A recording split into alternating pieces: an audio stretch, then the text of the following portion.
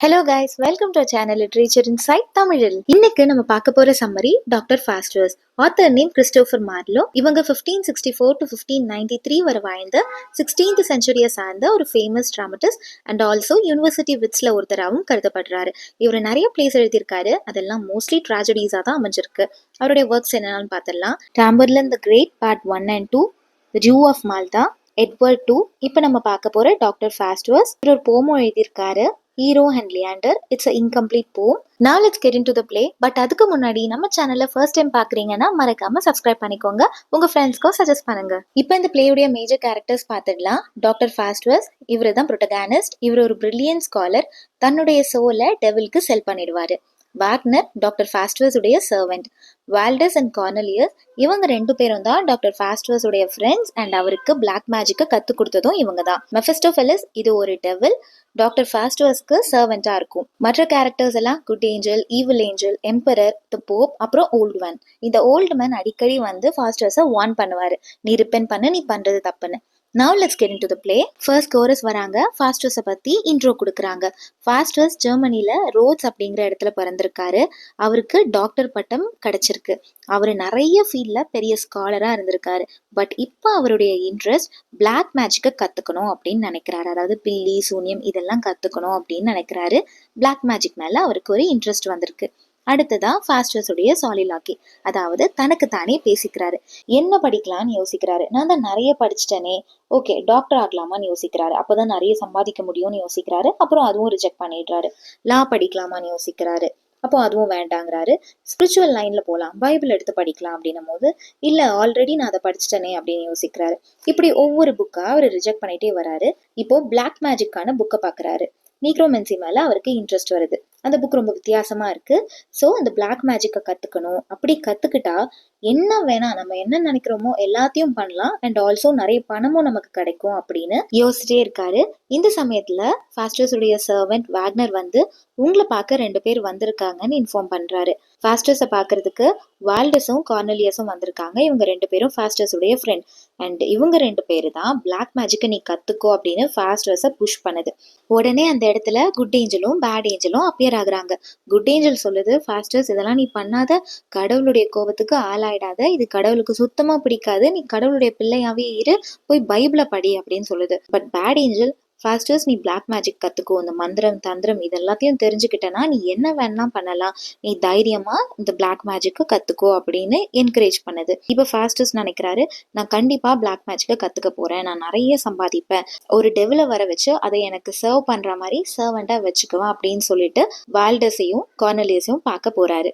இப்ப Faustus Waltz and கார்னலியஸை meet பண்ணி welcome பண்றாரு. வாங்க எனக்கு பிளாக் மேஜிக்கை சொல்லி கொடுங்கன்னு கேட்குறாரு. இந்த மந்திரத்தை எல்லாம் கத்துக்கிறதுக்கு தனியா ஒரு பிளேஸ் வேணும்ல. ஸோ தனியா இருக்க ஒரு பிளேஸ்க்கு 3 பேரும் போயிடுறாங்க. வால்டஸ் அண்ட் கார்னலியஸ் ரெண்டு பேரும் சேர்ந்து எல்லா மந்திரத்தையும் ஃபாஸ்டர்ஸ்க்கு கத்து கொடுக்குறாங்க. இந்த சமயத்துல ஃபாஸ்டர்ஸை மீட் பண்றதுக்கு 2 ஸ்காலர்ஸ் வராங்க. சர்வெண்ட் வாக்னர் கிட்ட ஃபாஸ்டர்ஸ் எங்கன்னு கேக்குறாங்க. அவரு அதுக்கு தெரியாதுன்னு சொல்லிடுறாரு.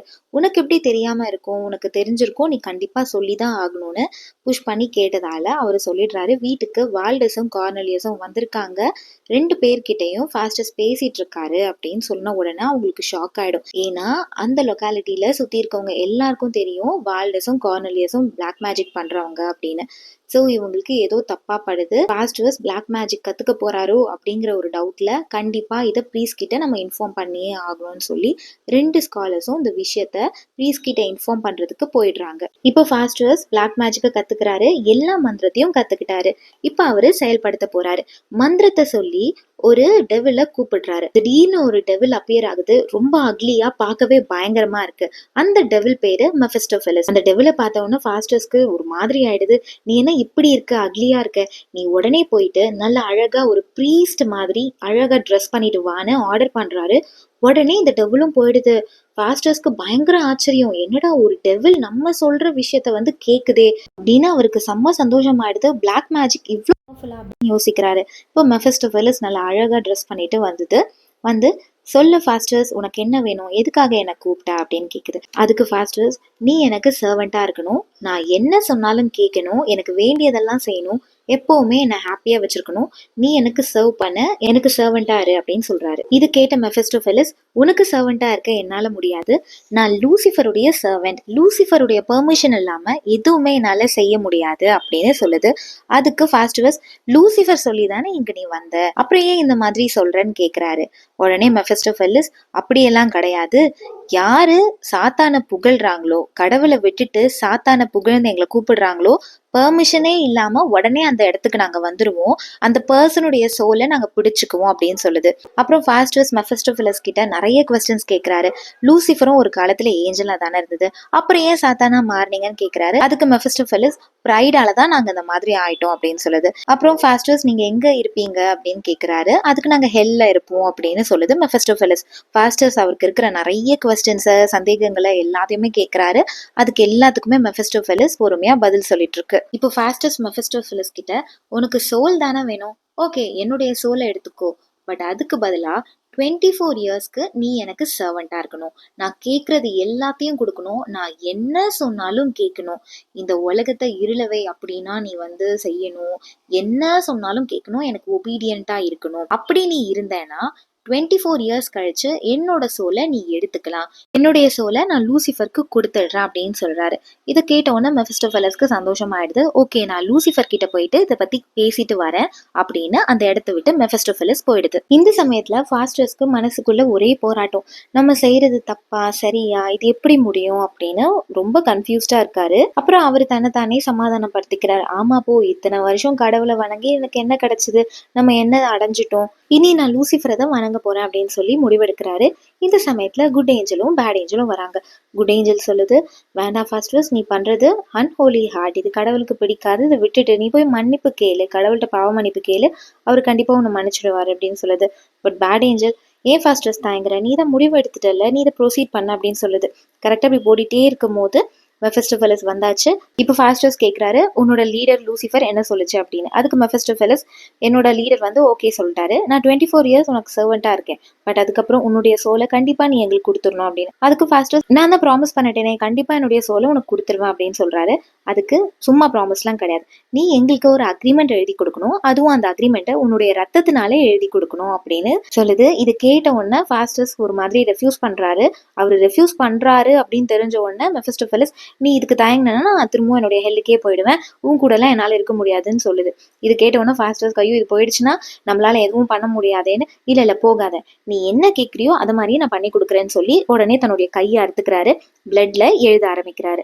அவர் எழுதிட்டு இருக்கும் போதே அவருடைய பிளட் உறைஞ்சு போயிடுது, ட்ரை ஆயிடுது. இது பார்த்த மெஃபிஸ்டோஃபெலிஸ், நீ கவலைப்படாத, நான் போய் ஃபயர் கொண்டு வரேன், ஸோ திரும்பவும் அது ஃப்ளோ ஆக ஆரம்பிச்சிடும், நீ எழுதலாம் அப்படின்னு சொல்லி ஃபயர் கொண்டு வர போயிடுது. இப்போ திரும்பவும் அவருக்கு தோணுது, என்னடா அது எழுத போறப்ப தடங்களா இருக்கே அப்படின்னு யோசிக்க ஆரம்பிக்கிறாரு. இப்படி யோசிச்சுட்டு இருக்கும் போதே மெஃபிஸ்டோஃபெலிஸ் ஃபயர் கொண்டு வந்துடுறான். பிளட்டும் ஃப்ளோ ஆக ஆரம்பிச்சிடுது.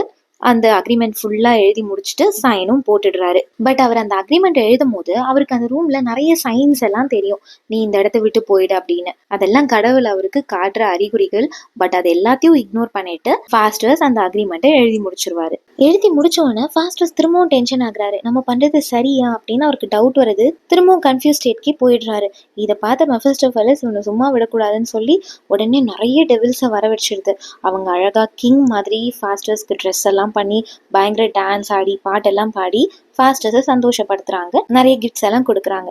இதெல்லாம் பார்த்த உடனே ஃபாஸ்டர்ஸ் ரொம்ப சந்தோஷமாயிடுறாரு. இப்போ மெஃபிஸ்டோஃபெலிஸ் கிட்ட ஏன் இதெல்லாம் பண்ணிட்டு இருக்க அப்படின்னு கேட்கும் போது அது சொல்லுது, உங்களை ஹாப்பி ஆக்கிறதுக்காக தான் நான் அந்த மாதிரிலாம் பண்றேன் அப்படின்னு சொல்லுது. இது கேட்ட உடனே ஃபாஸ்டர்ஸ் இன்னும் சந்தோஷமாயிட்டு கையில் இருந்த அக்ரிமெண்ட்டை, இந்த அப்படி அக்ரிமெண்ட், என்னோட சோல் உனக்கு தான், 24 இயர்ஸ்க்கு நீ என்னுடைய சர்வெண்ட்டாக இருக்கணும், நான் சொல்றதெல்லாம் கேட்கணும், என் கூடவே இருக்கணும், என்னோட வீட்டில் இதர் இன்விசிபிளாவோ இல்லை விசிபிளாவோ இருக்கணும் அப்படின்னு சொல்றாரு. இப்போ ஃபாஸ்டர்ஸ் மெஃபிஸ்டோஃபெலிஸ் கிட்ட நிறைய கொஸ்டின்ஸ் கேட்குறாரு. ஹெல்லை பற்றி கேட்குறாரு. ஹெல் எங்கே இருக்குது அப்படின்னு கேட்குறாரு. அதுக்கு மெஃபிஸ்டோஃபெலிஸ், ஹெவனுக்கு கீழே தான் ஹெல் இருக்குது, அது மட்டும் இல்லை நான் இருக்கிற இடம் எல்லாமே ஹெல் தான், நான் எங்கெல்லாம் போகிறேனோ அந்த பிளேஸ் எல்லாம் ஹெல் தான் அப்படின்னு சொல்லுது. இப்போ ஃபாஸ்டர்ஸ் எனக்கு ஒரு ஒய்ஃப் வேணும் அப்படின்னு கேட்குறாரு. இந்த ஜெர்மனிலேயே ரொம்ப அழகான பொண்ணை எனக்கு கல்யாணம் பண்ணி வைக்கணும் அப்படின்னு சொல்றாரு. இது மெஃபிஸ்டோஃபெலிஸ்க்கு சுத்தமாக பிடிக்கல. பட் ஸ்டில் ஒரு டெவில அழகான பொண்ணு மாதிரி உருமாற வச்சு அனுப்புது. இது தெரிஞ்ச உடனே ஃபாஸ்டர்ஸ்க்கு பயங்கர கோவம் வருது. மெஃபிஸ்டோஃபெலஸ பயங்கரமா திட்டி விட்டுடுறாரு. நான் ஒரு உண்மையான உமனை கேட்டா நீ இந்த மாதிரி பண்றியேன்னு திட்டுறாரு. அதுக்கு மெஃபிஸ்டோஃபெலஸ், வேண்டாம் ஃபாஸ்டர்ஸ், உனக்கு இதெல்லாம் வேண்டாம், வைஃப்லாம் ரொம்ப கஷ்டம்.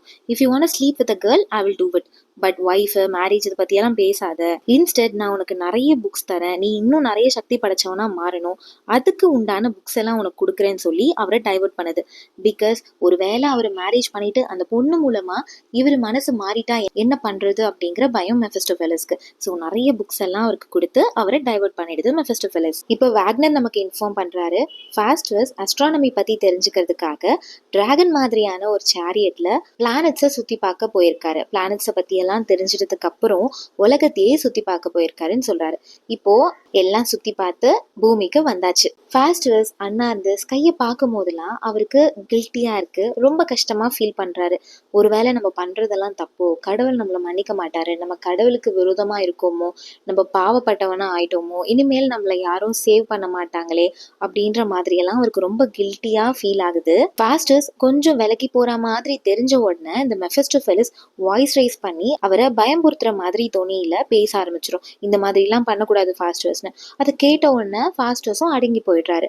இந்த சமயத்துல குட் ஏஞ்சலும் பேட் ஏஞ்சலும் வராங்க. குட் ஏஞ்சல் சொல்லுது, இன்னும் ஒன்னும் கெட்டு போல ஃபாஸ்டர்ஸ், நீ கடவுள் கிட்ட மன்னிப்பு கேளு, கடவுள் கண்டிப்பா உன்னை ஏத்துக்குவாரு அப்படின்னு சொல்லுது குட் ஏஞ்சல். பேட் ஏஞ்சல், நீ இவ்வளோ பண்ணிட்ட ஃபாஸ்டர்ஸ், இதுக்கு மேல எல்லாம் கடவுளை கண்டிப்பா மன்னிக்க மாட்டாரு, இப்போ நீ என்ன பண்ணிட்டு இருக்கியோ அதையே நீ பண்ண அப்படின்னு சொல்லுது. இப்போ ஃபாஸ்டர்ஸ், இல்ல என்னோட மனசு இறுகி போயிடுச்சு, இதுக்கு மேல நான் கன்ஃபஸ் பண்ணி ரிப்பென்ட் பண்ணி கடவுள்கிட்ட எல்லாம் போய் நின்றுட்டு இருக்க முடியாதுன்னு சொல்லிடுறாரு. இப்போ மெஃபிஸ்டோஃபெலஸ் கிட்ட நிறைய டவுட்ஸ் கேட்கிறாரு. இந்த உலகத்தை யார் படைச்சது அப்படின்னு கேட்கிறாரு. அதுக்கு மெஃபிஸ்டோஃபெலஸ் அதெல்லாம் சொல்ல முடியாதுன்னு சொல்லுது. இல்ல நீ கண்டிப்பா சொல்லிதான் ஆகணும்னு.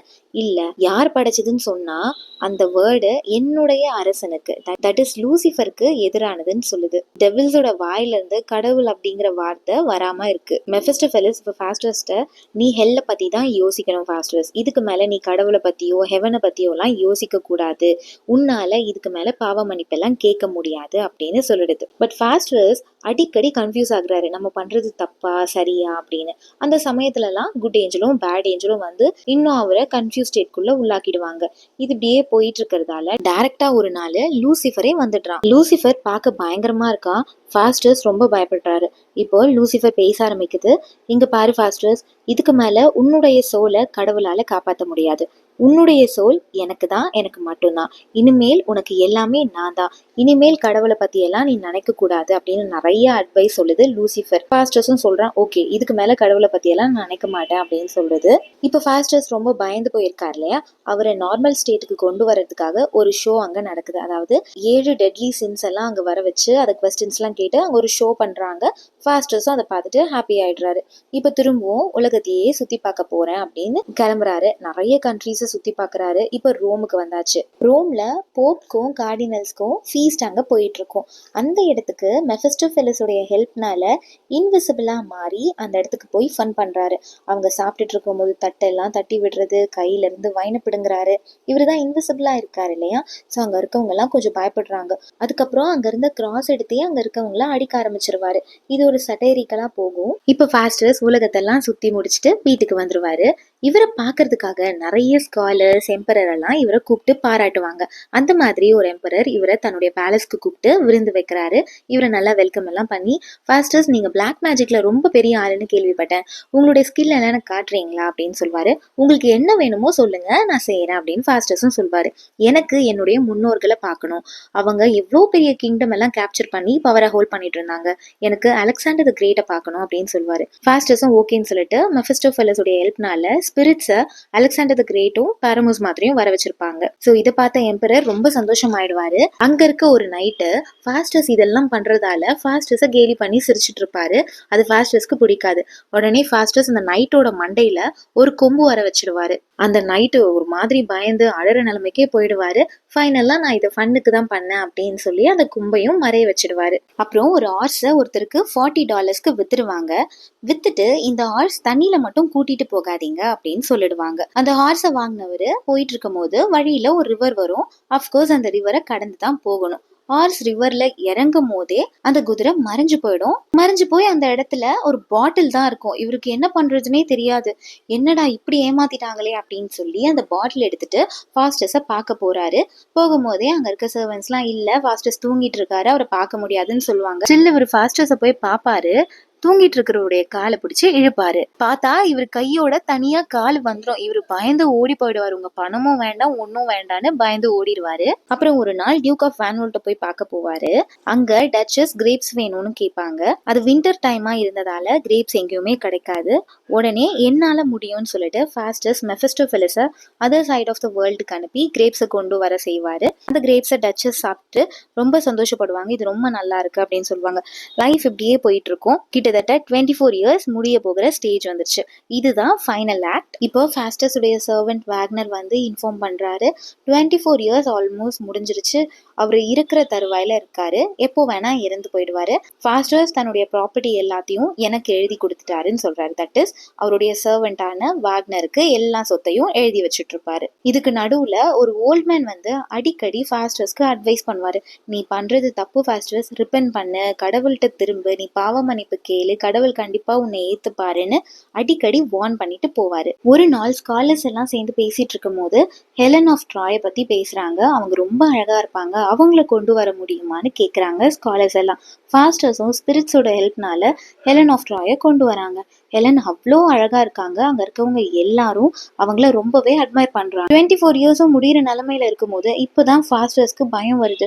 ஐயோ, நம்ம இறந்ததுக்கு அப்புறம் நம்ம சோல் என்ன ஆகும், அந்த லூசிஃபர் கொண்டுட்டு போயிடுவானே, ஹெல்லில் நம்ம இருந்து கஷ்டப்படணுமே அப்படிங்கிறது இப்பதான் அவருக்கு தோணுது. ரொம்ப பயப்படுறாரு. இப்போ இந்த அக்ரிமெண்ட்ல இருந்து எஸ்கேப் ஆயிட்டா எவ்வளவு நல்லா இருக்கும், லூசிஃபர் தன்னுடைய சோலை கொண்டு போகாம இருந்தா எவ்வளவு நல்லா இருக்கும் அப்படின்னு யோசிக்க ஆரம்பிக்கிறாரு.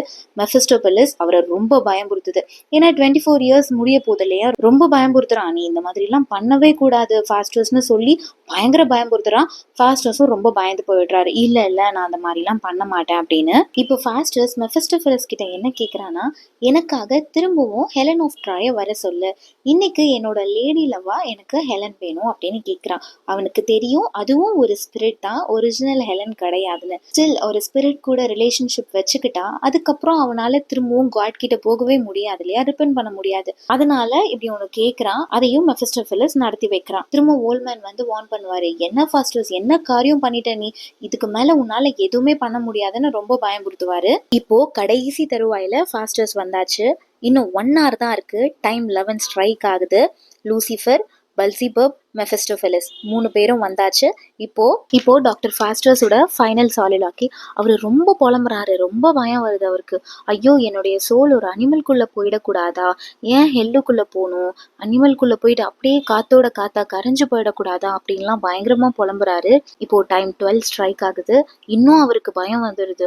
ஐயோ, என்னுடைய சோல் வாட்டர் டிராப்ஸா மாறி ஓஷனோட தண்ணியோட தண்ணியா கலந்து போயிடணும் அப்படின்னு சொல்றாரு. இப்போ 12 ஷார்ப் ஆன உடனே டெவில்ஸ் வருது. லூசிஃபரை பார்த்துட்டும் பயங்கரமா கத்துறாரு. ஐயோ, என்னை விட்டுடுன்னு ரொம்ப கத்துறாரு. ஃபைனலா மெஃபிஸ்டோஃபெலிஸ்னு கத்துறாரு. இப்போ இந்த டெவில்ஸ் அவருடைய சோல் எடுத்துட்டு போயிடுறாங்க. இவர் கத்துன சத்தம் கேட்டு ஸ்காலர்ஸ் எல்லாம் உள்ள வந்து பாக்குறாங்க. அவருடைய உடல் செதஞ்சு போய் பீஸா ஆகி ரூம் ஃபுல்லா இருக்கு. ஸோ ஃபைனலா கோரஸ் வந்து எவ்வளோ படிச்சாலும் ஒரு சில விஷயங்களை நம்ம பண்ணக்கூடாது, ஹெவன் என்ன அலோ பண்ணுதோ, கடவுள் என்ன சொல்லியிருக்காரோ அதை மட்டும் தான் நம்ம ஃபாலோ பண்ணணும் அப்படின்னு சொல்லி இந்த பிளேயை முடிக்கிறாங்க. இந்த வீடியோ உங்களுக்கு யூஸ்ஃபுல்லா இருந்ததுன்னா லைக் பண்ணிட்டு சப்ஸ்கிரைப் பண்ணிக்கோங்க. நம்ம சேனல்ல உங்க ஃப்ரெண்ட்ஸ்க்கும் சஜஸ்ட் பண்ணுங்க. அடுத்த இந்த டாபிக்ல வீடியோ போடலான்னு கமெண்ட் பண்ணுங்க. தேங்க்யூ ஃபார் வாட்சிங்.